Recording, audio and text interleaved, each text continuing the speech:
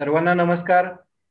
आजच्या या वेबिनारमध्ये शेक्रू टीव्ही आणि कृषी विज्ञान केंद्र बोरगाव यांच्या संयुक्त विद्यमाने आयोजित आजच्या या पिंजरा पद्धतीतील मत्स्यपालन व्यवसाय या विषयाशी संबंधित आपण एक्सपर्ट गायडन्स घेणार आहे. तर कृषी विज्ञान केंद्र बोरगाव, महात्मा फुले कृषी विद्यापीठ राहुरी आणि शेक्रू टीव्ही या सर्वांच्या वतीनं मी या वेबिनार मध्ये आपल्या सर्वांचं स्वागत करतो. आपण बघतोय की कृषी क्षेत्राशी संबंधित आपण जेव्हा माहिती घेतो तेव्हा फक्त शेती हा विषयच महत्वाचा नाही, तर त्या संबंधित सर्व कुक्कुटपालन असेल, गाय पालन असेल किंवा मत्स्य शेती असेल, हे सगळे विषय हे तितक्याच महत्वाचे आहेत. आणि या सर्वाचा विचार केला तरच आपण शेती संबंधित आर्थिक नियोजन चांगलं करू शकणार आहे. तर याचा विचार करून आपण मत्स्य शेतीची माहिती घेण्यासाठी आज पालकर ॲक्वाकल्चर कन्सल्टन्सी सर्व्हिसेस चे मालक, जे आपले फिशरी सायन्स मध्ये पदवी अभ्यासक्रम ज्यांनी पूर्ण केलाय आणि जे सातारा जिल्ह्यामध्ये, सातारा तसंच कोल्हापूर, सांगली या 3 जिल्ह्यामध्ये जे कन्सल्टन्सी सर्व्हिसेस पुरवतात आणि फिशरीचं चांगलं काम चालू केलंय त्यांनी, तर असे आपले शार्दूल पालकर हे आज आपल्याला इथं मार्गदर्शन करणार आहेत. तर मत्स्य शेतीचा विचार केला तर आपल्या जिल्ह्यामध्ये भौगोलिक जर परिस्थिती बघितली तर आपल्याकडे नैसर्गिक पाणीसाठे भरपूर आहेत. धरणं आहेत, तसेच गाव तलाव काही असतील, शेततळे असतील. तर या सर्वांचा विचार करता आपल्याला या क्षेत्रामध्ये चांगली संधी आहे. म्हणून हा विषय एक वेगळा विषय की तरुणांना किंवा शेतकऱ्यांना एक वेगळ्या मार्गाने जाऊन आपल्याला एक आर्थिक नियोजन चांगलं करता येईल. आणि ह्या मत्स्य शेतीचा अभ्यास करून जर आपण त्यामध्ये उतरला तर आपण नक्कीच याच्यामध्ये यश मिळवू शकता.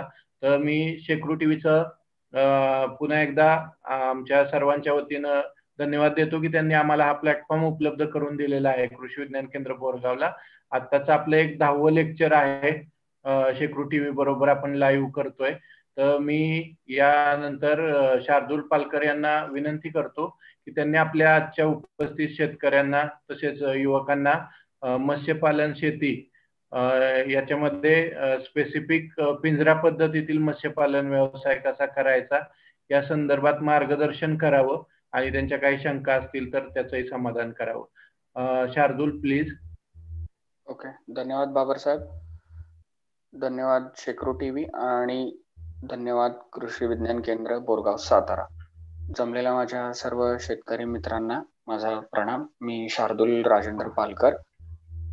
माझा थोडक्यात माहिती देतो.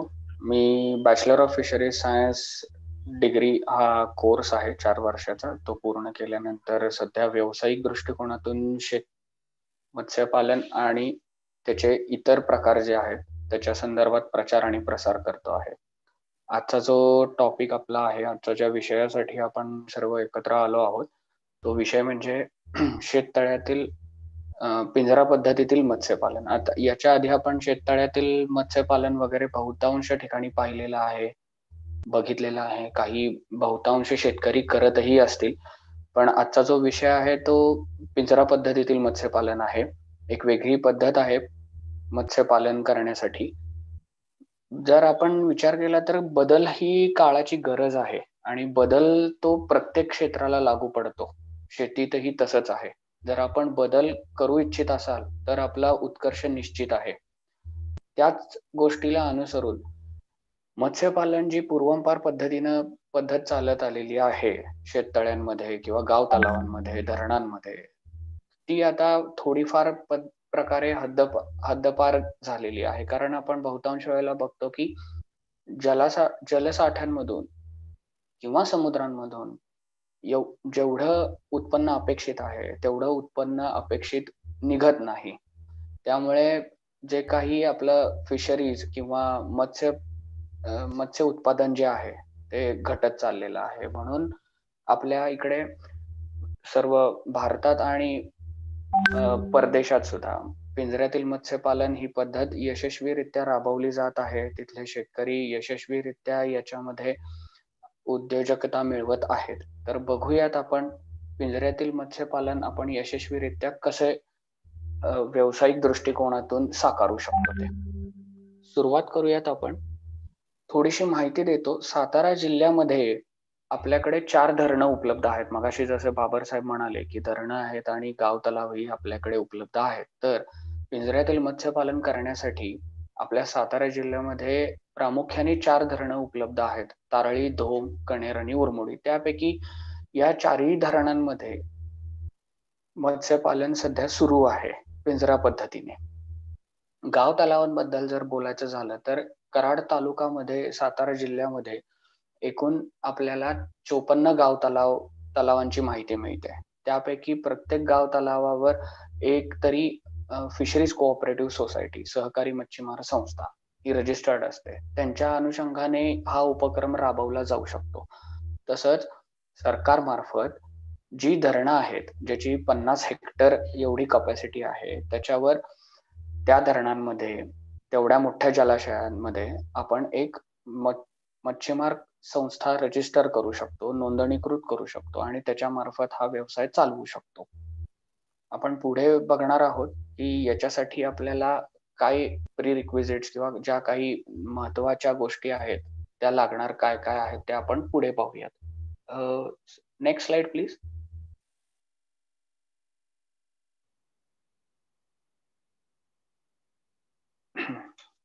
पहिली गोष्ट म्हणजे पिंजरा पद्धत कोणत्या प्रकारे उभं केली जाऊ शकते. पिंजरा पद्धत जी आहे, या पिंजरा प्रकल्पासाठी आपल्याला 2 वेगवेगळ्या पद्धतीने पिंजरे उभे करता येतात. एक म्हणजे GI पाईप, जी आपली रेग्युलर GI पाईप असते फॅब्रिकेशनच्या कामात जी आपण वापरतो ती, आणि दुसरी म्हणजे पॉन्टून केजेस, HDPE ज्याला म्हणतात, हाय डेन्सिटी पॉलिइथिन. GI पाईपचं जे स्ट्रक्चर आहे हे बॅरलच्या आधारे आपण तरंगत ठेवलेलं असतं, जेव्हा की HDPE पॉन्टून हे मुळातच प्लास्टिक असल्यामुळे, हाय डेन्सिटी प्लास्टिक असल्यामुळे ते पाण्यावर तरंगत राहतं. नेक्स्ट. ओके. आता सगळ्यात महत्वाची गोष्ट आहे, जेव्हा आपण पिंजरा पद्धतीतील मत्स्यपालन बघतो त्यासाठी पहिली आणि महत्वाची गोष्ट लागणार आहे ती म्हणजे जागेची निवड.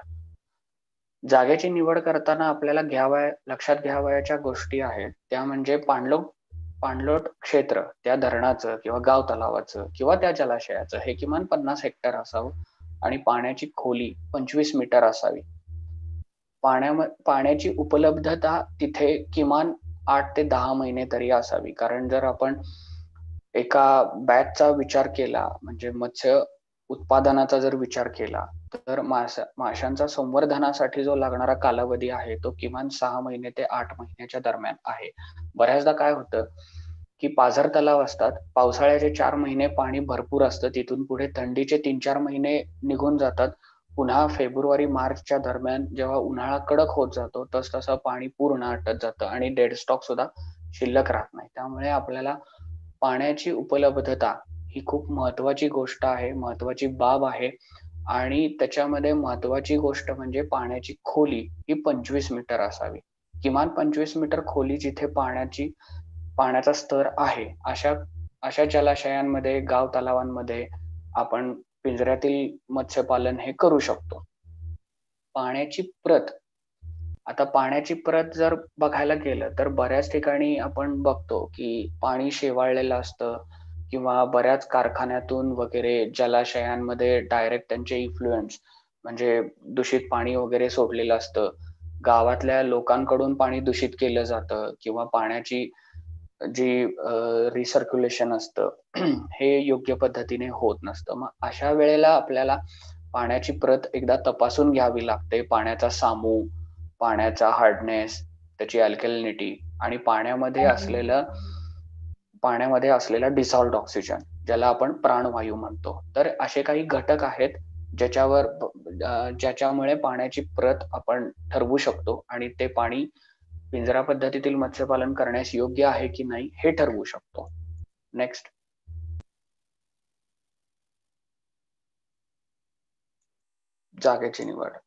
जागेची निवड करताना एक गोष्ट अजून लक्षात घ्यावी लागेल आपल्याला की जेव्हा आपण जागा निवडतो पिंजरा पद्धतीतील मत्स्यपालन करताना त्यावेळेला आपल्याला खोली बरोबरच तिथे काही अडचणी नाहीत ना याची खूप जास्त काळजी घ्यावी लागते.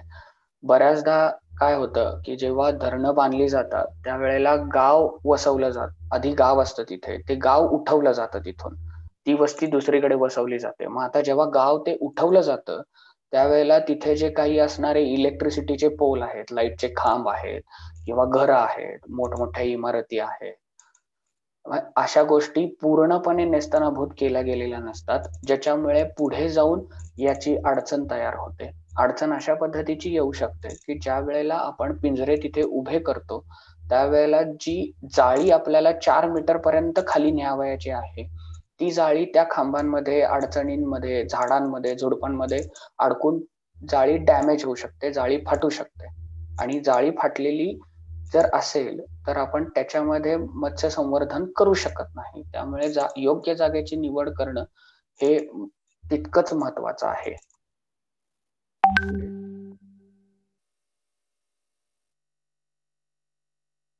पुढे पाणीसाठा असणं खूप महत्वाची गोष्ट आहे. पुरेसा पाणीसाठा आहे की नाही, राहतो की नाही याची चौकशी आपल्याला करून घ्यावी लागेल जेव्हा आपण पिंजरा पद्धतीतील मत्स्यपालन करण्यासाठी तयारी दाखवतो त्यावेळेला. आता दुसरी एक महत्वाची बाब म्हणजे टेंडर प्रोसेस. जेव्हा इच्छुक शेतकऱ्यांना पिंजरा पद्धतीतील मत्स्यपालन करावयाचे असते त्यावेळेला सगळ्यात महत्वाची गोष्ट म्हणजे माहिती कुठे मिळेल. तर आपल्याला जी माहिती सगळी मिळेल आणि जी डिटेल माहिती मिळेल ती फक्त जिल्हा मत्स्य व्यवसाय विभागाकडे मिळेल. तिथे तुम्ही जाऊन चौकशी करू शकता. प्रत्येक जिल्ह्याच्या ठिकाणी जिल्हा मत्स्य व्यवसाय विभाग असतो. त्या ठिकाणी आपल्याला तिथे लागणारे कागदपत्र काय आहेत, कागदपत्र काय असतात, तर जी इच्छुक व्यक्ती आहे, ज्याच्या नावावर पिंजरा पद्धतीचे मत्स्यपालन आपल्याला टेंडर भरायचं आहे, त्या व्यक्तीच्या नावे आपले ओळखपत्र म्हणजे थोडक्यात KYC डॉक्युमेंट्स, त्यांचे ITR 3 वर्षाची आयकर विवरणपत्र, हे सगळं जमा करावं लागेल. त्याच्यानंतर जो महत्वाचा भाग येतो DPR, याला डिटेल प्रोजेक्ट रिपोर्ट आपण असं म्हणतो. आता डिटेल प्रोजेक्ट रिपोर्ट हा फार महत्वाचा भाग आहे याच्यामध्ये. आपण जर विचार केला तर डिटेल प्रोजेक्ट रिपोर्ट इतर काही नसून हे फक्त आपल्या व्यवसायाची ओळख पटवून देण्यासाठीचा एक माध्यम आहे. जेव्हा आपण बँकेमध्ये जातो, बँकेमध्ये जेव्हा आपण कर्ज प्रकरणासाठी विचारणा करतो त्यावेळेला त्यांना आपल्याला याची शाश्वती दाखवावी लागते, या संदर्भात आश्वस्त करावं लागतं की आम्ही जो प्रोजेक्ट उभा करतोय, आम्ही जी मत्स्यपालन पद्धत उभी करतोय पिंजरा पद्धतीतील, ही कितपत फायदेशीर आहे. याच्यामध्ये सर्वप्रथम येणारा तुमचा इंट्रोडक्शन भाग. इंट्रोडक्शन म्हणजे प्रस्तावना, की हा प्रोजेक्ट कशासाठी उभा केला जातोय, कुठे उभा केला जातोय, हे उभं करण्यामागचा आमचा उद्देश काय आहे. त्याच्यानंतर तुम्हाला जो कॅश फ्लो लागणार आहे, म्हणजे पैशांचं जे वितरण होणार आहे, आर्थिक जे वितरण होणार आहे, याच्यामध्ये तुमचं कॅपिटल कॉस्ट म्हणजे मूळ गुंतवणूक किती लागणार आहे, त्याच्यानंतर ती गुंतवणुकीचं पुढे जाऊन त्याचा कॅश फ्लो कसा तयार होणार आहे, म्हणजे खर्च किती होणार आहे, त्या खर्चाच्या पटीत उत्पन्न किती होणार आहे, एकूण उत्पन्नाच्या किती टक्के तुम्हाला त्याच्यातून मोबदला मिळणार आहे आणि बँकेने दिलेलं कर्ज हे साधारण किती वर्षांमध्ये तुम्ही परतफेड करणार आहात. तर हा डिटेल प्रोजेक्ट रिपोर्ट आपल्याला बनवावा लागतो.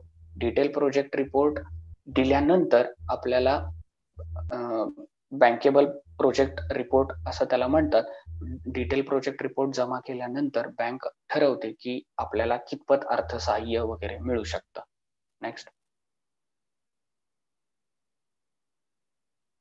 थोडक्यात मी तुम्हाला पिंजरा पद्धतीचे मत्स्यपालन जे आहे त्याचं अर्थशास्त्र समजावतो. साधारणपणे जर विचार केला तर 24 किंवा 48 पिंजऱ्यांना मान्यता मिळते, मंजुरी मिळते टेंडरिंग प्रोसिजर मध्ये.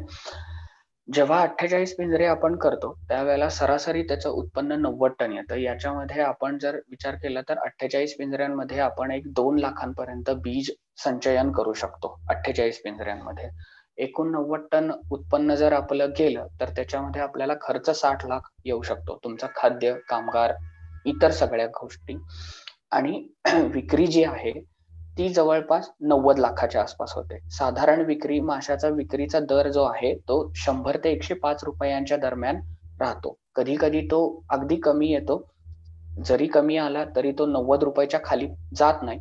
वाढला तर दर चांगलाही मिळू शकतो. 110 120 रुपयांपर्यंत पणचा दर आपण दिलेला आहे शेतकऱ्यांना. त्याचबरोबर जर तुम्ही हात विक्री करत असाल तर हात विक्रीला सुद्धा चांगला नफा तुम्ही मिळवू शकता. हात विक्रीचा दर हा 200 रुपयांपर्यंत पण जाऊ शकतो. सातारा जिल्ह्यामध्ये असे काही ठिकाणं आहेत जिथे पिंजरा पद्धतीतील मत्स्यपालन केलेले मासे विक्रीस आलेले आहेत. 200 ते 250 रुपयाच्या दरम्यान हात विक्री त्याची चालते. त्यामुळे हा निव्वळ नफा आपण 30 लाख इथे जो धरलेला आहे तो वाढवू शकतो निश्चितच.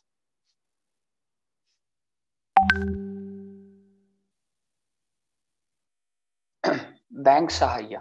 आता पहिली गोष्ट म्हणजे जो कोणी एवढा मोठा प्रोजेक्ट उभा करणार आहे किंवा ज्यांना पिंजरा पद्धतीतील मत्स्यपालन करायचं आहे आणि त्यांच्याकडे पुरेसे पैसे नाही आहेत, तर त्यांच्यासाठी काय पर्याय राहतो? तर याच्या संदर्भात आपण जर बघायला गेलं तर बँक आपल्याला मुद्रा लोनच्या अंतर्गत 10 लाखांपर्यंतचं सहाय्य करते. त्याच्यानंतर जर बँकेचा कस्टमर जर रेग्युलर असेल, जेन्युइन असेल, आपली जर याच्या आधीचे व्यवहार जर सुरळीत चालत असतील, तर बँक आपल्याला फीडच्या स्टॉकवर किंवा आपल्या वैयक्तिक क्रेडिबिलिटीवर, वैयक्तिक आपल्या पतीवर आपल्याला क्रेडिट योजना सुद्धा देते. याच्यामध्ये Maharashtra bank, state bank of India, bank of India अशा ज्या काही सरकारी बँका आहेत, यांचा सहभाग फार मोठा असतो. कारण गव्हर्नमेंट ऑफ इंडियाकडून, भारत सरकारकडून जेवढ्या पण स्कीम्स येतात, तर सातारा जिल्ह्यासाठी जी लीड बँक आपण जी म्हणतो, ज्याच्यामध्ये सबसिडीचे पैसे जमा वगैरे होणं, हा जो सगळा कारभार आहे तो बँक ऑफ महाराष्ट्र बघताय. त्यामुळे ज्यांच्याकडे आर्थिकदृष्ट्या थोडीशी बाजू कमकुवत असेल तरी सुद्धा त्यांनी काळजी करण्याचं कारण नाही. बँक आपल्याला कर्ज देऊ शकते, सीसी देऊ शकते. हा प्रोजेक्ट पूर्णतः उभं राहण्यासाठी बँक आपल्याला अर्थसहाय्य करू शकते. सबसिडी सुद्धा याच्यासाठी मिळते, पण सबसिडीचा भाग आपण नंतरच्या लेक्चरमध्ये कव्हर करणार आहोत.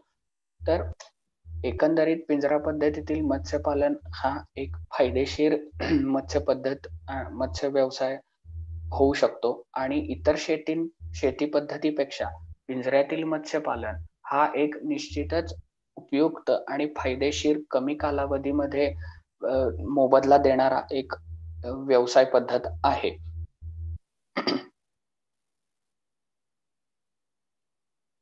आता या फोटोमध्ये जे आपण बघतोय तर हा फोटो आहे GI फ्रेमचा आहे. गॅल्वनाइज्ड आयर्न ज्याला आपण म्हणतो.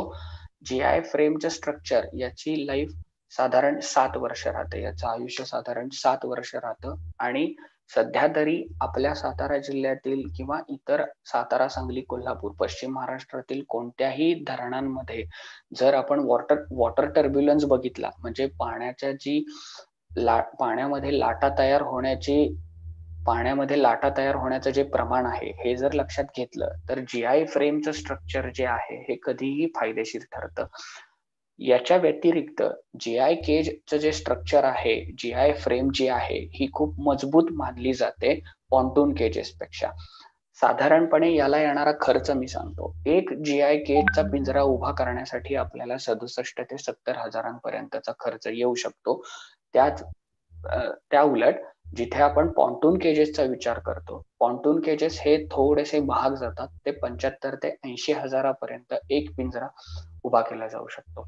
या पिंजऱ्यांमध्ये आणि पॉन्टून मध्ये हा फरक आहे की हा पिंजरा पद्धत जी आहे GI पाईपची, याच्यामध्ये जरी एखाद्या पिंजऱ्याला काही डागडुजी करावयाची असेल तर ती केली जाऊ शकते. पॉन्टून मध्ये तो पूर्ण सोय एकमेकात अटॅच असल्यामुळे ते बॉक्सेस आपल्याला पूर्ण केज डिसमॅन्टल करावं लागतं, त्याचं पूर्ण ते सुट्ट करावं लागतं आणि मग ते रिपेअर करावं लागतं. सो जर आपण सारासार विचार केला तर GI पद्धतीतील पिंजरा आहे, GI मटेरियल मधला जो पिंजरा आहे, ती पिंजऱ्याची रचना आणि पिंजऱ्याचे जी काय मजबूती आहे ही कधी टिकून राहण्यासारखी आहे. आणि पॉन्टून केजेस मधले जी आहे ती एकतर महागही आहे आणि दुसरी गोष्ट म्हणजे त्याच्यामध्ये काही बदल वगैरे करावायचे असल्यास तेवढंस सोयीचं ते पडत नाही. त्यामुळे GI पाईप कधीही बेस्ट ऑप्शन आहे.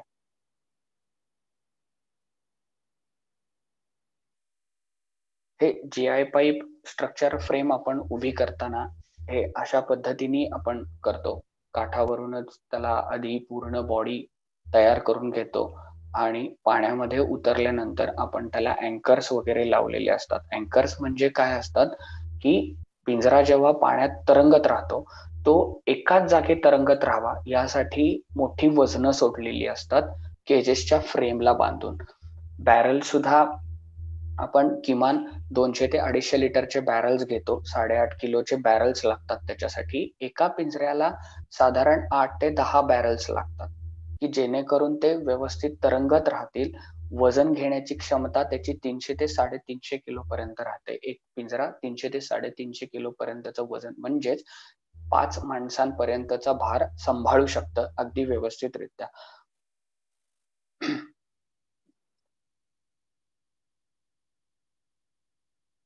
इथे आपण बघतोय हे HDPE केजेस आहेत, हाय डेन्सिटी पॉलिइथिन किंवा पॉन्टून केजेस. पॉन्टून केजेस मध्ये हे जे बॉक्स जे दिसत आहेत आपल्याला, हे बॉक्स एकमेकांमध्ये नट बोल्टच्या साह्याने आवळलेले असतात.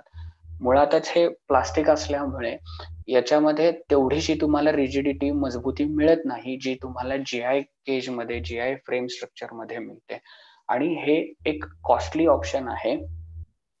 तरी सुद्धा बरेच जण GI पाईप पेक्षा पॉन्टून केजेस प्रिफर करतात. याच्या मागचं एकमेव कारण म्हणजे पॉन्टून केजेस हे लवकर बनतात, लवकर उभे राहतात स्ट्रक्चर्स पाण्यामध्ये आणि याच्यामध्ये तुम्हाला वेळ कमी लागतो, मजदूर कमी लागतात. GI पाईप मध्ये तुम्हाला एकतर मटेरियल अवेलेबिलिटी, या सगळ्या गोष्टी, मटेरियलची उपलब्धता, कामगार मिळणं, या सगळ्या गोष्टींमुळे थोडासा स्लो प्रोसिजर आहे, थोडासा वेळ लागू शकतो केजेस उभे करायला. पण फायद्याची बाजू बघितली तर आपल्याला GI पाईप आणि ते स्ट्रक्चर कधीही फायद्याचं ठरतं. पॉन्टून केजेस मध्ये आपल्याला खर्चही जास्त जातो आणि त्याचप्रमाणे त्याच्यामध्ये तेवढं सुरक्षितही ते वाटत नाही. पॉन्टून केजेस अशा ठिकाणी उभे केले जाऊ शकतात जिथे पाण्याचा टर्ब्युलन्स कमी आहे, जिथे पाण्यामध्ये तरल किंवा लाटा उठण्याचं प्रमाण कमी आहे किंवा जी छोटी धरणं आहेत, गाव तलाव आहेत, तिथे आपण पॉन्टून केजेस उभे करू शकतो. कारण त्याच्यामध्ये तेवढी रिजिडिटी किंवा तेवढा स्ट्रॉंगनेस किंवा त्या मटेरियल मध्ये तेवढी स्ट्रेंथ नाहीये जेवढी GI पाईप मध्ये आहे.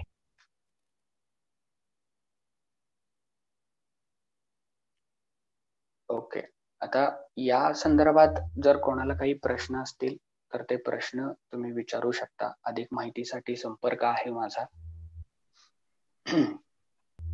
फोन करू शकता किंवा तुम्ही अधिक माहितीसाठी ईमेलही करू शकता palkarshardool@gmail.com वर. काही अडचणी असतील किंवा तुम्हाला काही प्रश्न असतील तर ते विचारा. Hello sir. हा बोला. मी निलेश बोलतोय सर. नमस्कार, बोला. हा सर, माझ्या गावाला आहे ना, आम्ही डिंबे धरणामध्ये येतं. आमचं डिंबे धरण आहे ना. हो हो, पुण्यामध्ये आहे. हा, ओके. तर तिथे आमची जागा आहे. जसं ते गाव तिकडून दुसरीकडे दिले ना धरणग्रस्त, तर तिथे पुनर्वसन केलेलं आहे आमची, गावांचं. हा बरोबर, पुनर्वसन केलं तर आमची तिथे अजून जागा आहे 5.5 एकर धरणाला लागून. तर तिथे हे होऊ शकते का आमचं, म्हणजे निश्चित निश्चित. डिंबे धरणासाठी तुम्हाला पुण्यामध्ये साने डेअरी जवळ, डेक्कनला साने डेअरी जवळ ऑफिस आहे, फिशरीज डिपार्टमेंट. तिथे तुम्ही नाखवा साहेब म्हणून आहेत, नाखवा साहेब, त्यांना जाऊन समक्ष भेटून त्या डिंबे धरणा संदर्भात तुम्ही माहिती काढू शकता. आणि डिंबे धरण, चास कमान धरण, त्याचबरोबर पवना, पानशेत अशी धरणं जी आहेत पुणे जिल्ह्यामध्ये, ही सगळी भाडे तत्वावर देण्यात येतात पिंजरा पद्धतीतील मत्स्यपालन करण्यासाठी. मग आमची जी जागा आहे धरणाला लागून, तर आम्हाला पण भाडं द्यायला लागणार का? भाडं तर सगळ्यांना द्यायला लागणार साहेब, असं काही नाहीये. पण तो प्रेफरन्सचा, म्हणजे कसं होतं, ज्यांची जागा गेलेली आहे त्या लोकांना जर काही करायचं असेल तर पहिल्यांदा प्रायोरिटी बेसिसवर त्यांचा विचार केला जाऊ शकतो. अच्छा. यात पण कसं आहे की जर समजा कोणी शेतकरी गट असेल, महिला बचत गट असेल, तर हा एक गट म्हणून जर हा प्रोजेक्ट तुम्ही करत असाल तर तो तुम्हाला फायद्याचा ठरतो. आणि सरकारकडून सुद्धा या गोष्टीची दखल घेतली जाते. एक गट म्हणून जर तुम्ही करत असाल किंवा महिलांना प्रमोट करण्यासाठी जर करत असाल तर त्यासोबतची सबसिडी किंवा सरकारकडून काही सवलती मिळणं याचा लाभ तुम्हाला घेता येईल. Okay sir, thank you sir information. Okay. जे कोणी शेतकरी हा कार्यक्रम यूट्यूब किंवा फेसबुकवरती लाईव्ह बघत असतील तर त्याही शेतकऱ्यांनी तिथे जरी क्वेश्चन विचारले तरी त्यांचे आन्सर आपण इथे देऊ शकतो. तसंच ह्या कार्यक्रमामध्ये आता जे पण पार्टिसिपेंट किंवा जे शेतकरी आहेत यांना जर काही क्वेश्चन विचारायचे असतील तर त्यांनी स्वतःला अनम्यूट करा व जे काही तुमच्या शंका असतील किंवा जे प्रश्न असतील ते तुम्ही सरळ सरांना विचारू शकता. Hello hello. हॅलो. हा बोला सर. सर मी अविनाश वाघमारे बोलतोय संगमनेर मधून, अहमदनगर जिल्हा. नमस्कार साहेब, बोला. सर मी ही म्हणजे मी मत्स्य शेती आतापर्यंत याच्यामध्ये ऐकली होती टबमध्ये वगैरे, पण आता ही तलावामध्ये ही माझ्यासाठी नवीन संकल्पना आहे. म्हणजे मला माहित नव्हतं ही गोष्ट. तर मी तलावामध्ये कशी केली जाते सर? तलावावरती तर ही एक काय म्हणतात सार्वजनिक मालमत्ता झाली. तर मग त्यासाठी तुम्ही आता इतक्यात सांगितलं त्यासाठी भाडं द्यावं लागतं. तर मग ती प्रोसिजर कशी असते सर? आणि आणखी एक प्रश्न होता सर त्याचसोबत. हो, जर तलावामध्ये करतोय आपण मत्स्य शेती, तर त्याच्यामध्ये आपण मत्स्य बीज टाकणार आहोत. ओके. आणि मासे मोठे झाल्यानंतर ती लेवल तर पाण्याची सेम असणार आहे.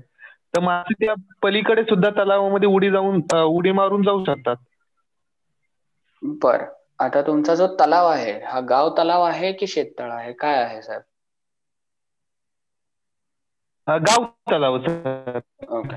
आता पहिली गोष्ट तर म्हणजे गाव तलाव जेव्हा आपण मासे सोडतो गाव तलावात, त्याच्यामध्ये आपण प्रबंध असा काही केलेला नसतो की मासे चोरीला जाऊ नयेत किंवा वाहून जाऊ नयेत, बरोबर? तेव्हा काय होतं, जेव्हा पाऊस चालू होतो आणि पाणी सांडव्यातून पलीकडे जातं, म्हणजे सांडव्यातून उलटतं पाणी, ज्याला आपण म्हणतो पाणी उलटणं. ज्या वेळेला सांडव्यातनं खाली पाणी जातं त्याचबरोबर मासेही जातात आणि पाण्याचा फोर्स एवढा असतो की ओपन म्हणजे गाव तलावांमध्ये तुम्ही जाळी लावली तरी ती जाळी टिकेल की नाही याची शाश्वती नसती. मग अशा वेळेला तुम्हाला पिंजरा पद्धतीतील मत्स्यपालन हे फार फायदेशीर ठरतं. आणि मासे जे उडून जाणं वगैरे जे तुम्ही म्हणता हे याचमुळे होतं की ज्या वेळेला पावसाचं पाणी येतं धरणामध्ये आणि ते पाणी सांडव्यातून खाली जातं, त्याचबरोबर तुम्ही लक्षात घेतलं पाहिजे साहेब की मासा हा कायम फ्रेश पाण्याकडे डायव्हर्ट होतो. म्हणजे माशाचा प्रवास हा नेहमी एकतर पाण्याच्या विरुद्ध दिशेने होतो किंवा ज्या बाजूला स्वच्छ पाणी आहे ज्याच्यामध्ये प्राणवायू जास्त प्रमाणात मिळतो त्या मागे जातो. आणि हे जेव्हा पाणी सांडव्यातून उलटतं तेव्हा तो बाहेर पडण्याचा प्रयत्न करतो. त्यामुळे पिंजरा पद्धतीतील मत्स्यपालन ही खूप महत्वाची आणि फायद्याची बाब आहे. आणि सर त्याचसोबत मग ती प्रोसिजर कशी, जर आपल्याला भाडे तत्वावर ते जर भेटत असेल तर मग ती प्रोसिजर कशी करावी लागते सर?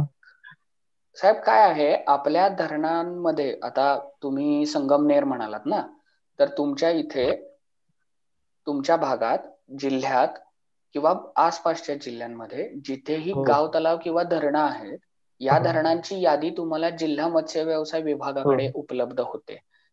त्यामध्ये तुम्हाला पिंजरा पद्धतीतील मत्स्यपालन करण्यासाठी कुठे प्रोव्हिजन्स केलेले आहेत, कुठे सोय आहे, म्हणजे जी धरणं पिंजरा पद्धतीतील मत्स्यपालनासाठी देण्यात येतात याची एक सूची वेगळी मिळते तुम्हाला. तुम्ही तिथे कॉन्टॅक्ट केलात तर तुम्हाला या सगळ्या गोष्टी तिथे अवेलेबल होतात. त्यापैकी मग तुम्ही एक साईट निवडायची असते की कुठल्या, समजा 3 धरणं अवेलेबल असतील, आता आमच्या सातारा जिल्ह्यामध्ये 4 आहेत, तर 4 पैकी 4ही धरणांमध्ये पिंजरा पद्धतीतील मत्स्यपालन केलेलं आहे.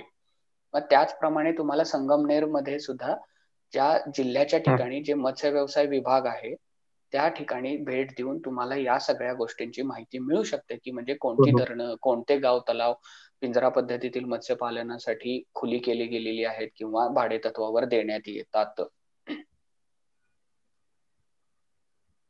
आणि भाडं सुद्धा असं काही फार नसतं. शेवटचा प्रश्न होता. ओके. अच्छा, बोला सर. आपल्याला सॉरी सर, आपल्याला तुम्ही सांगितलं इन्व्हेस्टमेंट हे 60 लाख करावी लागते इनिशियल इन्व्हेस्टमेंट. तर आपण स्मॉल स्केलवर केलं तर तशी काही कमी इन्व्हेस्टमेंट होते का सर? कमी इन्व्हेस्टमेंट मध्ये? साहजिकच आपण बोलताना 48 पिंजऱ्यांचं मी अर्थशास्त्र समजावलं आहे. याच्यामध्ये तुम्ही 24 पिंजऱ्यांचा सुद्धा ऑप्शन असतो.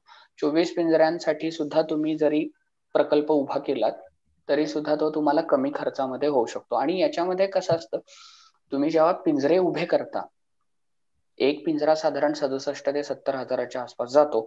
हा पिंजरा वन टाइम इन्व्हेस्टमेंट आहे साहेब. म्हणजे तुम्हाला जर वर्षाला हे पिंजरे नूतनीकरण करायचं नाहीये.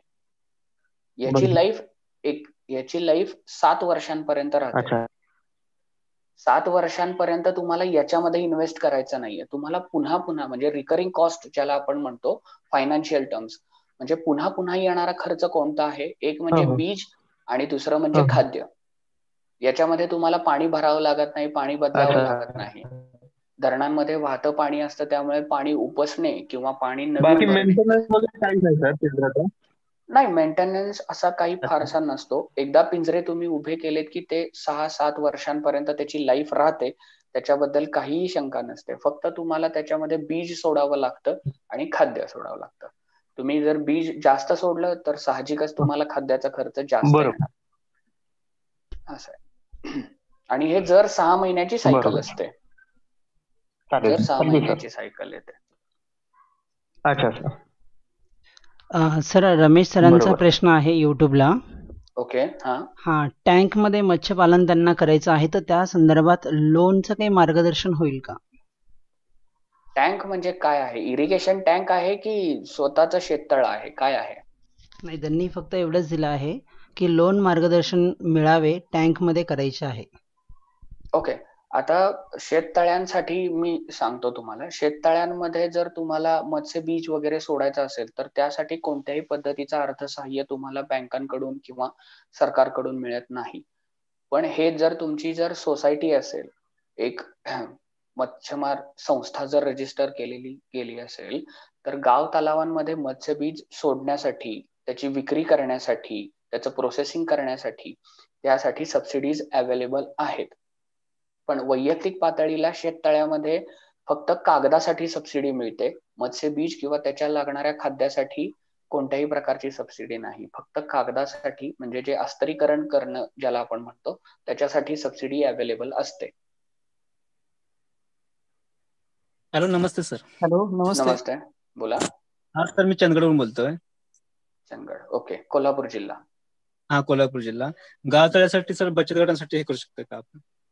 हो, बचत गटासाठीच तर प्रामुख्याने सरकार आता लक्ष देत आहे. कारण बरेचसे शेतकरी संघटित होऊन जर हा उपक्रम राबवणार असतील तर खर्चही कमी येतो. 10 जण इन्व्हेस्ट करणं आणि एकाने इन्व्हेस्ट करणं याच्यामध्ये फरक आहे. प्लस मॅन पॉवर तर या बिझनेसमध्ये, या व्यवसायामध्ये मॅन पॉवर लागतेच. त्यामुळे जर महिला बचत गट असतील, शेतकऱ्यांचा गट असेल एखादा, ज्याला कोऑपरेटिव्ह फार्मिंग आपण म्हणतो, तर त्याच्यासाठी गव्हर्नमेंट प्रामुख्याने प्रायोरिटी बेसिसवर या लोकांना मंजुरी देत आहे पिंजरा पद्धतीतील मत्स्यपालनासाठी. सर, माझा दुसरा एक प्रश्न असा आहे की गावतळी जे असतात ते आपल्या याच्यामध्ये गावतळी जे असतात ते 12 महिने असतात सर. त्याच्यात पाणी 12 महिने असते, म्हणजे साधारणतः दिवाळीपर्यंत साधारणतः पाणी असते. अशा वेळेस कशा पद्धतीने करता येईल आपल्याला? जर समजा आता गाव तलावामध्ये पाणी जर 12 महिने असेल तर तुम्ही पिंजरा पद्धत न करता तुम्ही त्याच्यामध्ये रोहू कटला सोडू शकता, जे बरेच जण करतात. पण होतं काय की ज्या वेळेला आपण गाव तलावांमध्ये मत्स्यपालन करतो त्यावेळेला 100% मासेमारी होत नाही, म्हणजे होईलच याची खात्री देता येत नाही. मग अशा वेळेला तिथे तुम्हाला पिंजरा पद्धतीतील मत्स्यपालन हे फार फायद्याचं ठरतं. म्हणजे जिथे तुम्हाला 100% मासेमारीची गॅरंटी आहे, 100% मासेमारी याची शाश्वती आहे, त्यामुळे आणि याच्यामध्ये लागणारा कालावधी सुद्धा कमी आहे. पिंजरा पद्धतीतील मत्स्यपालनासाठी जो संवर्धन कालावधी आहे तो मात्र 6 महिने ते 8 महिन्यापर्यंतचा आहे. हेच तुम्ही जर खुल्या गाव तलावामध्ये मत्स्यपालन करणार असाल तर तिथे तुम्हाला वर्ष ते 1.5 वर्ष 16 महिन्यांपर्यंतचा कालावधी जातो. आणि 16 महिन्यानंतर सुद्धा मासेमारी तुमची 100% होऊ शकत नाही. आणि अशा कंडिशन्स मध्ये माशाला मिळणारा रेट दर आहे, बाजारभाव, तो सुद्धा कमी आहे. हॅलो हॅलो, नमस्कार सर. नमस्कार सर, बोला. खूप खूप धन्यवाद सर, खूप चांगल्या विषयावर आणि व्यवस्थित मार्गदर्शन केलं त्याबद्दल. मी दत्तात्रय ताले बोलतोय, अकोल्यावरून, विदर्भातून. ओके, नमस्कार, बोला. सर, मत्स्य समृद्धी योजना किंवा बाकी जे आहे यावर माझं सुद्धा काम आहे. ऍक्च्युली मी काही तज्ज्ञ नाही आहे या विषयामधला. ओके. हा, परंतु शेतकऱ्यांना या विषयाबद्दल म्हणजे जागरूकता आहे किंवा माझा जो काही अभ्यास आहे मी आतापर्यंत बघितलेला थोडासा टेक्निकल विषय आहे.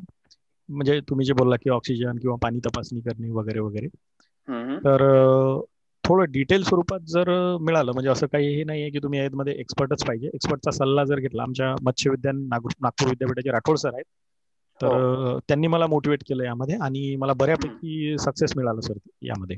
म्हणजे हा, मी हे केलं तर माझा तिथं कॉन्फिडन्स वाढला. तर आता सध्या आमचे म्हणजे सर पण मला मत्स्य जे आयुक्त आहे ते पण मला मदत करतात आणि आम्ही कार्यशाळा घेणे वगैरे वगैरे करतो. तर माझं असं म्हणणं आहे की इनिशियल लेवलला, म्हणजे ज्याला आता तळ्यामध्ये वगैरे करायचं, आणि एक आणखी सांगू इच्छितो की कृषी विभागाच्या मार्फत आणि यांच्या मार्फत तुम्ही जे बचत गट आणि कृषी शेतकऱ्यांचे जर गट असतील तर थोडं कन्व्हिन्स मी केलं एक ते मोठे म्हणजे क्लस्टर बेस वगैरे करून.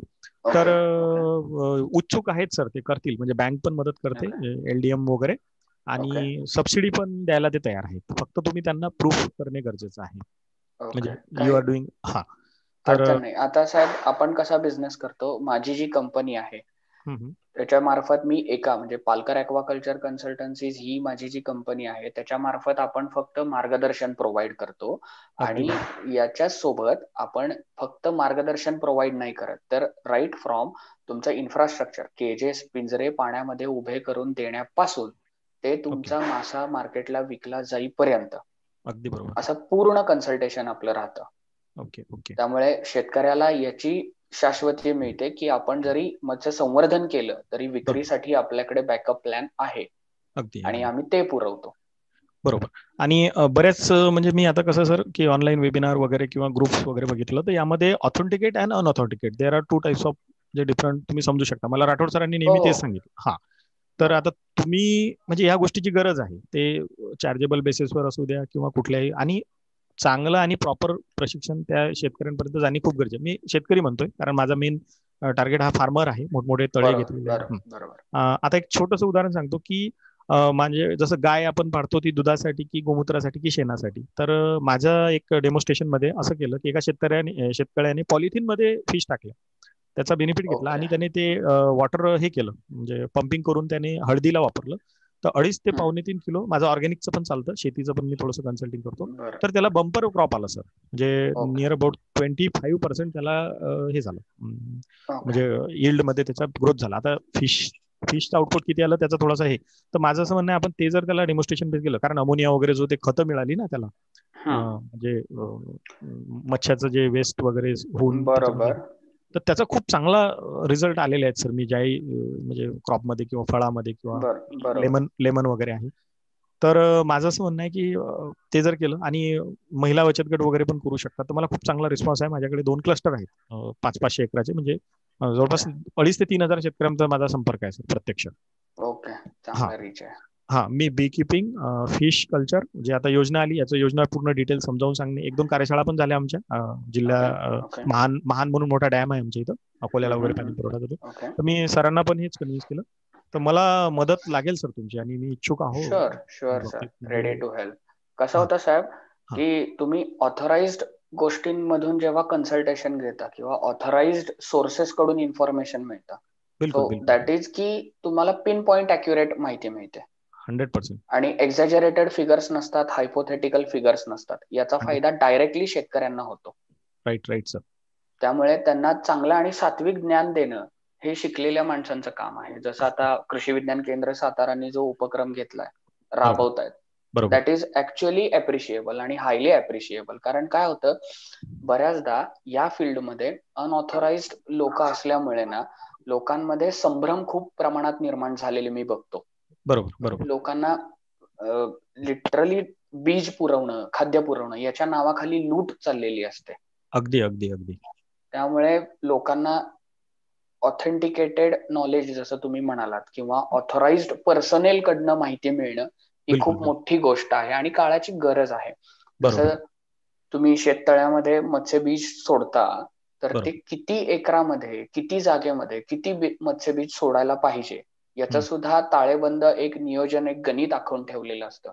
आता बऱ्याचदा मी बघतो एका एकरामध्ये तिथं आम्ही म्हणजे मी स्वतः रिकमेंड करतो 7 ते 8 हजार मासे. एका हेक्टरला आम्ही 10 ते 12,000 15,000 मॅक्स टू मॅक्स आम्ही रिकमेंडेशन देतो.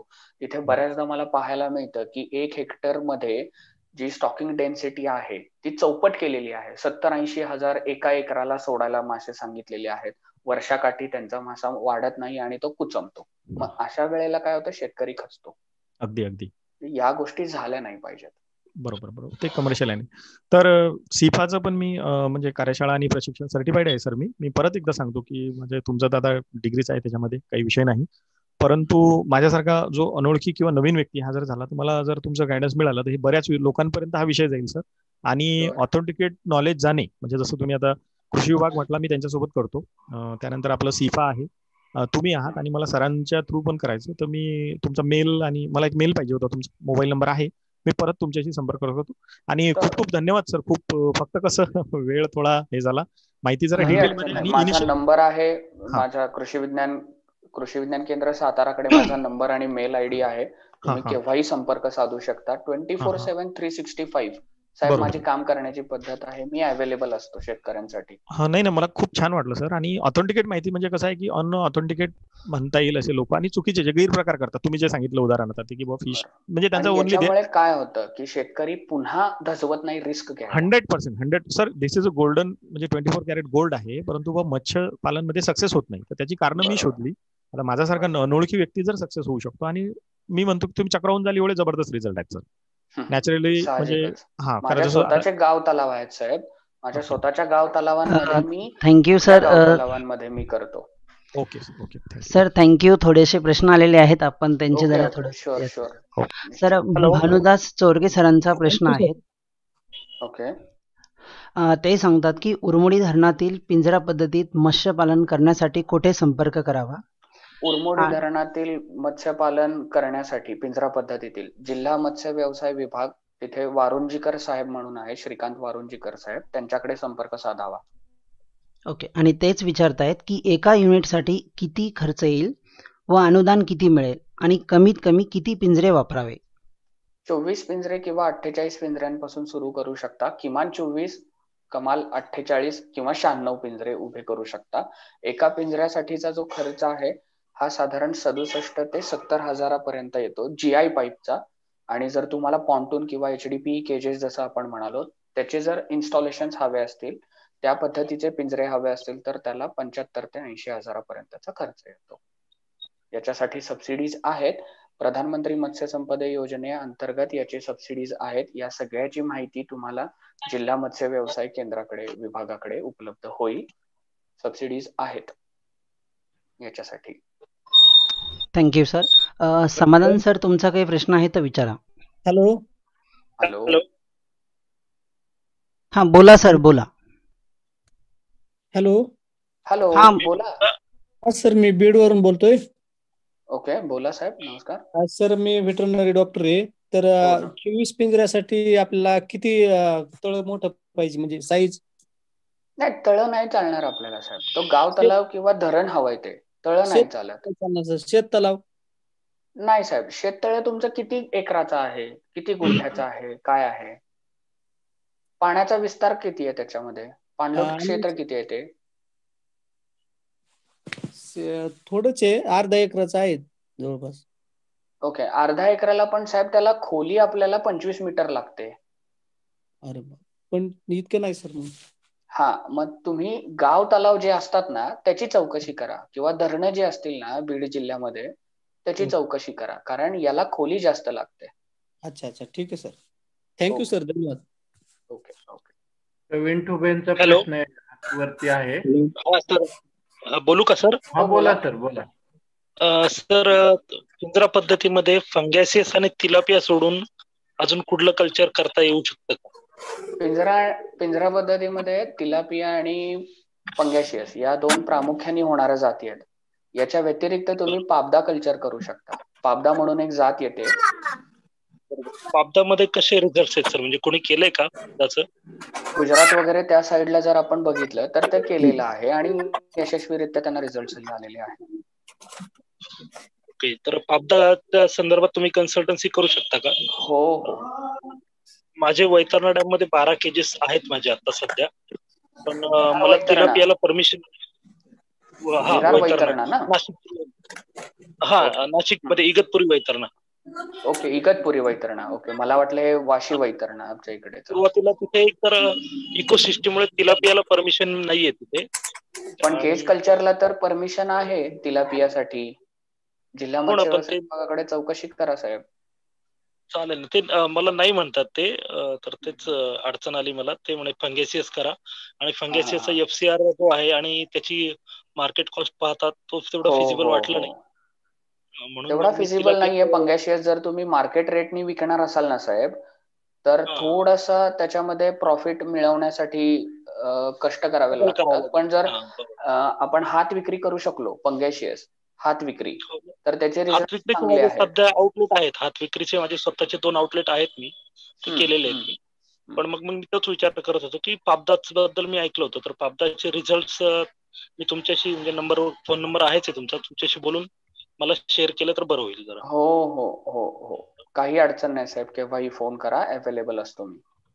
चालेल चालेल सर, धन्यवाद. Okay, thank you sir. सर एक युट्यूबला प्रश्न आलेला आहे अंकित सरांचा. ते सांगतात की स्वतःचं शेततळ जर करायचं असेल तर HDP हा जो पेपर आहे हा टाकला तर चालेल का, जेणेकरून पाण्याचा निचरा होणार नाही, किंवा जर आपण तो विदाउट पेपर जर वापरला तर चालेल का? दोन्ही पद्धतीमध्ये तुम्ही मत्स्यपालन करू शकता साहेब. एक महत्वाची गोष्ट अशी लक्षात घ्या, जर तुमच्या मातीमध्ये पाणी धरून ठेवण्याची क्षमता जास्त असेल तर तुम्हाला कागदाचा खर्च करावा लागणार नाही. म्हणजे जर तुमच्या मातीत तुम्ही खड्डा काढला आणि त्याच्यामध्ये जर पाणी राहत असेल, एक 7-8 महिन्यांपर्यंत जर तुम्हाला पाणी अवेलेबल होत असेल, तिथे निचरा होत नाहीये त्याचा, तर अशा केसेसमध्ये तुम्हाला सक्सेसफुली फिश फार्मिंग करता येतं, मत्स्यपालन. पण जर राहत नसेल, मुरमाड जागा असेल, तर तुम्हाला त्याच्यामध्ये कागदाचा खर्च करावाच लागेल. दोन्हीमध्येही रिझल्ट चांगले येतात. ओके, धन्यवाद सर. सर कांबळे सरांचा प्रश्न आलेला आहे, तिलारी चंदगड धरणामध्ये मत्स्यपालन करण्यासाठी कुठे संपर्क साधावा? चंदगड कोल्हापूर जिल्हा मत्स्य व्यवसाय विभागाकडे साहेब. कोल्हापूर. हॅलो. हा सर. हा सर, कोल्हापूर जिल्हा समाधान मांगडेंचा हात वर दिसतोय. ओके, हा बोला. हा सर, नमस्कार. नमस्कार, बोला. वाईवरून बोला. नमस्कार. हा, आपल्याला जर नवीन शेततळ तयार करायचं असेल तर त्यासाठी काय प्रोसेस आहे, त्याच्यामध्ये मत्स्य व्यवसाय कसा करता येतो? किती क्षेत्र आहे आपलं? 2.5 एकर आहे. 1 हेक्टर 100 गुंठे. ओके, याच्यामध्ये तुम्ही जेव्हा शेततळ काढलेला आहे की काढणार आहात? काढणार आहे. आणि कागद टाकणार आहात की? हा, कागदच टाकायला लागला, त्यासाठी मला माहिती हवी होती. ओके, कागद टाकण्यासाठी पंचायत समितीकडून सबसिडीज ची माहिती मिळते, कारण कागदाला मागल त्याला शेततळ्याअंतर्गत जे स्कीम चालू आहे त्याच्यामध्ये कागदाला सबसिडीचा तुम्हाला खर्च मिळतो. त्याच्यामध्ये 50% मिळतोय की तो 70% मिळतोय, ते फक्त तुम्हाला पंचायत समितीमध्ये जाऊन चौकशी करावी लागेल. इतर खर्चाला जे आहे, म्हणजे मत्स्य बीज असेल किंवा त्या संदर्भात कोणतेही खर्च असतील, तर त्याला फारसा गव्हर्नमेंट कडून सपोर्ट मिळत नाही. म्हणजे शेततळ्यामध्ये तुम्ही धरणांमध्ये जर करणार असाल तर मग तुम्हाला सबसिडी. आता आमच्या इथे आहे ना, वाईच्या तिथं धोम धरण, बलकवडी धरण, 2 धरणं मोठी आहेत. हो, धोम धरणामध्ये होतंय. धोम धरणं आता ऑलरेडी लीज वर द्यायचं चालू आहे काम. त्यासाठी काय करायला लागेल? त्यासाठी तुम्हाला सातारा जिल्हा मत्स्य व्यवसाय विभागाला भेटून त्याचे टेंडर फॉर्म्स वगैरे घ्यावे लागतील. कोणाच्या नावे टेंडर घेणार आहे त्या नावाने टेंडर फॉर्म घ्यावा लागतो. आणि जसं माहिती मी पुरवली की तुम्हाला ITR म्हणजे IT रिटर्न्स, KYC डॉक्युमेंट्स हे सगळे जमा करावे लागतात. टेंडरिंग प्रोसिजर असते. जिल्हा मत्स्य व्यवसाय विभाग साताराकडे माहिती मिळेल. डायरेक्टच आपल्याला त्यातून मच्छी घ्यायला भेटेल का? सॉरी, काय म्हणालात साहेब? म्हणजे तिथे जाऊन आपण बिझनेस करायचा का त्या डॅम मधली मच्छी उचलायची आपण? कुठे? आता तुम्ही जे म्हणता ना डायरेक्ट अप्लाय करायचं आपण सातारा मत्स्य विभागाला अप्लाय करायचा. सातारा मत्स्य व्यवसाय विभागाकडे टेंडर फॉर्म्स घ्यावे लागतात. मग टेंडर घेतल्यानंतर त्याच्यावर उत्पादन टेंडर घेतल्यानंतर तुम्हाला तिथे पिंजरे उभे करावे लागतात. ओके. हा, पिंजरे उभे केल्यानंतर तुम्हाला त्याच्यामध्ये मासे सोडून ते संवर्धन करावे लागतात. Thank you sir. सर युट्यूबला अक्षय सरांचा एक प्रश्न आला आहे. नवीन शेतकऱ्याला जर हा व्यवसाय सुरू करायचा असेल तर किती युनिटला खर्च येऊ शकतो किंवा आपल्याला याची इन्व्हेस्टमेंट किती करावी लागेल? एका युनिटसाठी किती खर्च येतो किंवा आपल्याला याची इन्व्हेस्टमेंट किती करावी लागेल? एका युनिटसाठी साधारणपणे आपल्याला 67 ते 70,000 रुपये खर्च येतो GI पाईपच्या स्ट्रक्चरला. असे आपण 24 करू शकता किंवा 48 करू शकता. जी सरकारी नियमानुसार 24 किंवा 48 केजेसला परवानगी मिळते त्याप्रमाणे त्याची सबसिडी ठरलेली असते. ओके. आणखी एक प्रश्न आहे शार्दूल. योगेश खैरनार म्हणून आहेत. त्यांचा प्रश्न आहे की या प्रोजेक्टचा काही इन्शुरन्स वगैरे होतो का? हो, इन्शुरन्स होतो त्याचा. आपण इन्शुरन्सही करतो. बरोबर. तर आपण करतोय की त्या प्रोजेक्टला बाइंडिंग आहे की इन्शुरन्स केला पाहिजे वगैरे असं? नाही, आपण प्रोव्हाइड करतो त्यांना इन्शुरन्स. बर बर बर. आणखी मी असं म्हणेन की आपल्या उपस्थितांना तुम्ही हे काही उदाहरणं आपल्याकडं आपल्या सातारा जिल्ह्यामध्ये असं पिंजऱ्यातील मत्स्यशेती करणारे जे आहेत लोक, मत्स्यपालन करणारे, तर त्यांची काही उदाहरणं द्या लोकांना, म्हणजे थोडस त्यांना सातारा जिल्ह्यामध्ये आपण बरेच प्रोजेक्ट उभे.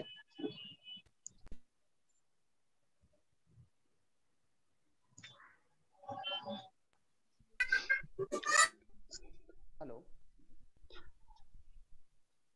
हॅलो. हा सर बोला, आवाज येतोय तुमचा. येतोय आवाज, बोला. हॅलो. हा येतोय. सातारा जिल्ह्यामध्ये आपल्याला कन्हेर धरणामध्ये आपण प्रोजेक्ट उभा केलेला आहे. त्याच्यानंतर उरमोडीमध्ये केलेले आहेत, तारळीमध्ये सुद्धा केलेले आहेत आणि सगळ्यांनी सक्सेसफुल प्रोडक्शन घेतलेलं आहे तिलापिया आणि पंगॅशियसचं. त्याचे फोटो सुद्धा मी शेअर करेन तुमच्यासोबत. Okay, thank you sir. सर एक फेसबुकला क्वेश्चन आले आहे, 24 केजेस मध्ये वार्षिक उत्पन्न किती मिळू शकते? 24 केजेस मध्ये वार्षिक उत्पन्न किती मिळू शकते? ओके, 24 केजेस मध्ये आपण जर 6 महिन्याचा विचार केला तर आपल्याला 35 टन, आणि हेच आपण जर वर्षाकाठी विचार केला तर हे 80 टनापर्यंत आपल्याला उत्पन्न मिळू शकतं. Okay, thank you sir. सर युट्यूबला सचिन देसाई सरांचा प्रश्न आहे, ऑक्सिजनसाठी मोठ्या तळ्यामध्ये काय करावे? किती क्षेत्र आहे? क्षेत्र तसं काही सांगितलेलं नाहीये, फक्त त्यांनी सांगितलं की मोठ्या तळ्यामध्ये काय करावे. ओके, आता हेच जर आपलं शेततळ असेल, चारी बाजूनी पॅक असेल, तर त्याच्यामध्ये आपण काय करू शकतो की एक तर मोटरनी तळ्यातलं पाणी उचलून एका उंच भागावरून ते पाणी पुन्हा तळ्यात सोडू शकतो, वॉटर रिसर्क्युलेशन करू शकतो. किंवा त्याच्यामध्ये आपल्याला एरिएशनची सुद्धा पॅडल व्हील एरिएटर्स म्हणून एक वेगळी कॉन्सेप्ट आहे. पॅडल व्हील एरिएटर्स सुद्धा मार्केटमध्ये अवेलेबल आहेत, ते सुद्धा अवेलेबल करून देता येऊ शकतात. त्याच व्यतिरिक्त एअर ट्यूब्स, एअर बबल्स असे सुद्धा आपण त्यांना पुरवू शकतो, त्याच्या मार्फत ते पाण्यातील ऑक्सिजन किंवा प्राणवायू वाढवू शकतात. Okay, thank you sir. सर जे इन्शुरन्सच्या संदर्भात आता आपण बोलला, तर ते कोणकोणत्या कंपन्यांचे इन्शुरन्स आहे हे सांगू शकतात का? सध्या तरी माझा टायअप माझ्या कंपनी थ्रू मी SBI सोबत टायअप करतोय आणि न्यू इंडिया ॲश्युरन्स सोबत टायअप करायचा माझा प्रयत्न चालू आहे की जेणेकरून माशांना इन्फ्रास्ट्रक्चर पासून ते लाईफ स्टॉक पर्यंत पूर्ण इन्शुरन्स कव्हर मिळू शकेल, शेतकऱ्यांचं नुकसान होणार नाही. ओके, नक्कीच सर. अजून कोणी शेतकरी आहेत का ज्यांना काही शंका असतील किंवा जे काही क्वेश्चन असतील ते तुम्ही स्वतःला अनम्यूट करा किंवा चॅट बॉक्समध्ये तुम्ही टाईप करून विचारू शकता. दीपक शिंदे म्हणून आहे, त्यांचा हात वरती आहे. दीपक शिंदे सर बोला. आपण या क्षेत्रात नव्याने येणाऱ्या सगळ्यांना मला एक हॅलो. हा सर, योगेश म्हात्रे बोलतोय. हॅलो. हॅलो सर, आवाज येतोय? थांबा एक मिनिट, दीपक सर बोलताय, त्यांचा क्वेश्चन झाला की मग तुम्ही बोला. दीपक सर बोला तुम्ही. या क्षेत्रामध्ये सर केज फिशिंग मध्ये येणाऱ्या सर्वांना माझा एक आव्हान आहे. आम्ही एक केज फिशिंग संदर्भात संघटना केलेली आहे. त्या माध्यमातून नव्याने काय होतं, नव्याने या क्षेत्रात येणाऱ्या अनेक लोकांना फसवलं जातं की जे चुकीच्या पद्धतीने केज उभारून देतो, मार्गदर्शन करतो, सल्ले देतो आणि मध्येच सोडून दिलं जातं. अशा प्रकारचे देखील प्रकार घडतात. त्यामुळं आजूबाजूच्या लोकांना, काही संघटनांना तुम्ही माहिती विचारा, स्वतः त्या संदर्भातलं मार्गदर्शन घ्या आणि नंतर या क्षेत्रामध्ये उतरा. कोणत्याही कन्सल्टन्सीच्या किंवा कन्सल्टंटच्या जीवावरती या क्षेत्रात येऊ नका. जेव्हा तो मधून सोडून जातो तेव्हा अनेक अडचणी पुढे निर्माण होतात आणि त्या सोडवायला आपल्याला कोणी नसतं. अशा वेळेला आपण प्रशिक्षण घेणं किंवा आपण स्वतः त्या संदर्भातली माहिती घेणं हे आवश्यक आहे. हा सर. हॅलो. हॅलो. हा सर, योगेश म्हात्रे बोलतोय, ठाणे बोला मुंबई ठाणे. हा सर, आता सध्या मी फिश फार्मिंग करतोय. 33 गुंठ्यामध्ये तलाव आहे, माझं शेततळ आहे समजा. मला त्याच्यात गावतळ जर घ्यायचं असेल मला, तर पुढची प्रोसिजर काय असेल? नगरपालिकेच्या अंडरमध्ये येतं ते, 10 एकर मध्ये आहे जवळजवळ. 10 एकराचं नगरपालिका? येस, नगरपालिका. येस, ठाणे, मुंबई ठाणे. तरी पण साहेब तुम्हाला जिल्हा मत्स्य व्यवसाय केंद्राकडेच, ठाणे जिल्ह्यातील जिल्हा मत्स्य व्यवसाय केंद्र जे आहे तिकडेच तुम्हाला चौकशी करावी लागेल. कारण कुठलाही गाव तलाव जो आहे तो तुम्हाला भाडे तत्वावर नगरपालिका देईल, पण केज फार्मिंग साठीची रेग्युलेटरी जी बॉडी आहे ती तुम्हाला जिल्हा मत्स्य व्यवसाय केंद्राकडेच माहिती मिळेल त्याची. आणि मुंबईतच 2 ऑफिसेस आहेत कुठे? MFDC चे, marine fishery, Maharashtra fisheries development कॉर्पोरेशनचे. एक बँड्राला आहे आणि एक दुसरं तारापूरवाला. एक LIC नरिमन पॉइंटला LIC ऑफिसच्या टॉवर्स मध्ये आणि दुसरं तारापूरवालाच्या बिल्डिंग मध्ये आहे. ओके. परमिशन आपल्याला नगरपालिका देईल, फक्त बाकी ते हे पुढची नाही, परमिशन नगरपालिका नाही देणार साहेब. आपल्याला पूर्ण माहिती जी आहे केज कल्चर साठीची तिकडून मिळेल. Okay, thank you sir. Sir, Sachin Desai सरांचा एक क्वेश्चन पुन्हा आलेला आहे. ते जे होते ते ऑक्सिजनसाठी मोठ्या तळ्यामध्ये काय करावे, तर त्याचं 8 गुंठ्यांचं शेततळ आहे आणि ते सांगतात की कळीचा चणा वापरला तर चालेल का? नाही, कळीचा चुना नाही चालणार साहेब. शेततळ्यामध्ये जर तुम्हाला चुना टाकायचा आहे, मुळात चुना कशासाठी टाकतात? चणा वापरलाय सर, म्हणजे तिथे विचारलं. म्हणजे कशासाठी वापरलाय तो? चुन्याचा काय उद्देश म्हणून त्यांनी? आपण बेसिकली चुना का वापरतो? pH स्टॅबिलायझेशन साठी. त्यांचं ऑक्सिजन साठी मोठ्या तळ्यामध्ये काय करावे असा क्वेश्चन आहे. तर त्यांचं 8 गुंठ्यांचं शेततळ आहे. ओके, पण 8 गुंठ्यासाठी शेततळ्यामध्ये चुना तुम्ही वापरून ऑक्सिजन प्रमाण नाही वाढणार. त्याच्यामध्ये तुम्हाला वॉटर रिसर्क्युलेशनच करावं लागेल. जर बीज जास्त प्रमाणात सोडलं असेल तर संचयन क्षमता कमी ठेवली पाहिजे. 8 गुंठ्याला साधारण तुम्ही 1000 ते 1200 पीस पर्यंतच फक्त संचयन करू शकता. जर तुमचं बीज जास्त सोडलं गेलं असेल तर तुम्हाला पाणी उपसून ते पुन्हा फ्रेश पाणी त्याच्यामध्ये सोडावं लागेल, किंवा एखादी मोटर लावून पहाटेच्या दरम्यान, पहाटे 3 ते 6च्या दरम्यान पाणी त्यातलं उपसून त्यातच सोडायला पाहिजे. जे वरून सोडलं पाहिजे, साधारण 6 फुटावरून. Okay, thank you sir. Sir, Santosh सरांचा एक क्वेश्चन आलेला आहे आपल्याला. मागील त्याला शेततळे योजनेतील 3 मीटर उंचीच्या शेततळ्यात मत्स्यपालन कसे करावे? 3 मीटर उंची म्हणजे खोली त्यांची 3 मीटर आहे. हा सर, जी योजना होती बघा, मागील त्याला शेततळे ही जी योजना होती 10 गुंठ्याचे शेततळे होते. बरोबर. तर याची जी उंची आहे ही 3 मीटर आहे, तर त्यामध्ये आपण मत्स्यपालन करू शकतो का? हो, त्याच्यामध्ये करू शकता तुम्ही. साधारण 10 गुंठ्याला तुम्ही 1000 ते 1200 पीस सोडू शकता. पण जेव्हा त्याचा मत्स्य संवर्धनाचा कालावधी पूर्ण होईल त्यावेळेला मात्र तुम्हाला मासेमारी करताना पाणी कमी करावं लागेल. ओके. अजून कोणी शेतकरी आहेत का ज्यांना काही शंका असतील तर त्यांनी स्वतःला अनम्यूट करा आणि सरांना सरळ तुम्ही क्वेश्चन विचारू शकता. एक आलंय चॅट बॉक्स मध्ये, पाण्यातील अमोनिया कंट्रोल मध्ये करण्यासाठी काय प्रयत्न पर्याय आहे का?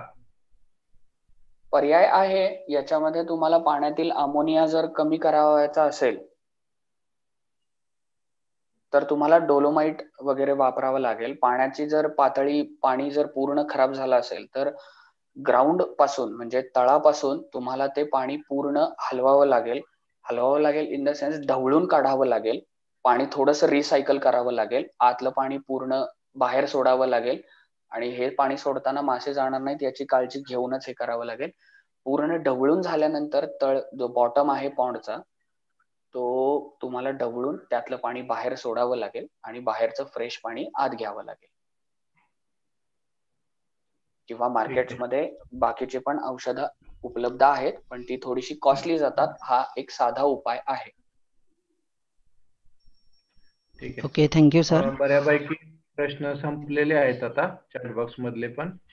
तर आजच्या या पिंजऱ्यातील मत्स्यपालन व्यवसाय याविषयी आपले शार्दूल पालकर यांनी जे काही मार्गदर्शन केलेलं आहे हा आपला पहिला पार्ट आहे. यानंतर आपण दुसऱ्या भागामध्ये याचा आणखी कोणत्या जाती वापराव्यात माशाच्या किंवा त्यातून फायदे कसे मिळवता येतील आणखी यासाठी आपण आणखी एक त्यांचा वेबिनार आयोजित करणार आहे. तर तूर्त आपण आजच्या दिवशीचा वेळ पण आपल्याला भरपूर झालेला आहे. तर सर एक शेवटचा क्वेश्चन आला होता. सर एक शेवटचा प्रश्न आहे तेवढा ठेवला सर. Thank you sir. सर मत्स्यपालन करताना गावातील तळ्यातील पाणी लवकर कमी होत असेल तर काय करावे?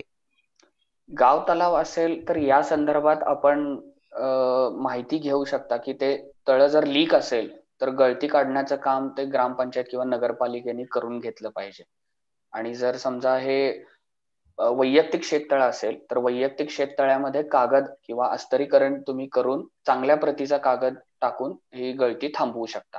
कारण पाणी जर त्याच्यामध्ये राहणार नसेल किमान एक 8 महिने तरी तर तुम्ही त्याच्यामध्ये मत्स्यपालन करू शकत नाही. शार्दूल आणखी एक प्रश्न आहे. बायोफ्लॉक बद्दल आपलं काय मत आहे? करावं लोकांनी की नाही असं? जरूर करावं पण सध्याच्या घडीला जर बायोफ्लॉक बघितला तर तो थोडासा कॉस्टली जातोय किंवा खर्चिक आहे. कारण लाईटवर होणारा खर्च हा परवडणारा नाहीये. तो त्याच्या संदर्भात जर आपल्याकडे काही सरकारकडून पर्यायी व्यवस्था जर आली किंवा रेट कट्स आले आपल्याला लाईट मध्ये वीज बिलात. कारण आपल्याला बायोफ्लॉक मध्ये 24 तास मध्ये आपल्याला ऑक्सिजन द्यावाच लागतो. कारण एकतर हाय स्टॉकिंग डेन्सिटी असते, बीज संचयन जास्त केलेलं असतं. त्याच्यासाठी आपल्याला लाईटचं जर आपल्याला मॅनेज झाल्या गोष्टी त्याचा जो खर्च आहे तो तर आपण निश्चितच बायोफ्लॉक मध्ये सक्सेस मिळवू शकतो. Okay, thank you sir. एकदा मी हा सर करा सर. आदित्य सर नाही सर कंटिन्यू करा आता. थँक्यू. हा ठीक आहे. वेळ पण भरपूर झालेला आहे आणि हा विषय एका तासात संपणारा नाहीये. आपण याच्यानंतरही शार्दूल आपल्या कृषी विज्ञान केंद्राशी नेहमी संपर्कात आहेत. शेतकऱ्यांना काही मार्गदर्शन लागलं तर आम्ही त्यांच्याकडूनच घेत असतो. ते प्रामाणिकपणे फिशरीच्या व्यवसायात स्वतः उतरलेले आहेत, पदवीधारक आहेत ते आणि सतत शेतकऱ्यांचा मार्गदर्शन करण्यासाठी ते उत्सुक असतात. तर शार्दूल पालकर यांनी आज कृषी विज्ञान केंद्राची विनंतीला मान देऊन आपल्या शेतकऱ्यांसाठी जो काही वेळ दिलेला आहे आणि मार्गदर्शन केलंय त्याबद्दल कृषी विज्ञान केंद्र बोरगाव यांच्यातर्फे मी शार्दूल सरांचा आभारी आहे. यानंतर परत एकदा आपण एक लेक्चर करू त्यावेळी आणखी शेतकऱ्यांना मार्गदर्शन करावं असं मी विश्वास व्यक्त करतो त्यांच्याबद्दल. तसंच शेकरू टीव्हीचे आनंद कृष्णा सर असतील, आदित्य सर असतील यांनी सुद्धा आज स्वतः वेळ दिला आणि या टेक्निकल बाबी ऑनलाईन वेबिनारच्या लाईव्ह प्रक्षेपण करण्यामध्ये त्यांचा फार मोठा हातखंडा आहे.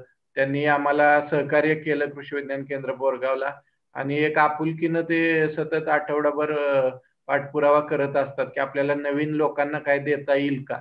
तर त्या संदर्भातून चर्चेतून आपण हे नवीन विषय सगळे निवडतोय शेतकऱ्यांच्या गरजेनुसार.